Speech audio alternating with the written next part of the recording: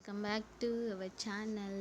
మహిళలకు good news అండి. ఆడబిడ్డ నిధి పథకాన్ని అయితే అమలు చేస్తున్నారు. ఏపీ ప్రభుత్వం ఎన్నికల ముందు ఎన్నో హామీలను అయితే చేసింది. వాటన్నిటికీ కూడా సూపర్ 6 హామీలని ఇచ్చింది. వాటి అన్నిటినీ సూపర్ 6లో భాగంగా ఆడబిడ్డ నిధి కింద మహిళలకు నెలకు 1500 చొప్పున ఇస్తామని చెప్పింది. ఏపీ ప్రభుత్వం ఎన్నికల సమయంలో చేసినటువంటి ఈ హామీలో అందులో తల్లికి వందనం, అన్నదాత సుఖీభవ, ఉచిత గ్యాసు, మహిళలకు ఉచిత బస్సు అన్నీ కూడా అమల్లోకి వచ్చాయి. ఇంకా ఆడబిడ్డ నిధి కింద 18 ఏళ్ల వయసు దాటిన ప్రతి మహిళకు 1500 నిరుద్యోగ భృతి అమలు చేయాల్సి ఉంది. నిరుద్యోగ భృతి కింద 3000 రూపాయలు నెలకు చెల్లిస్తామని చెప్పారు.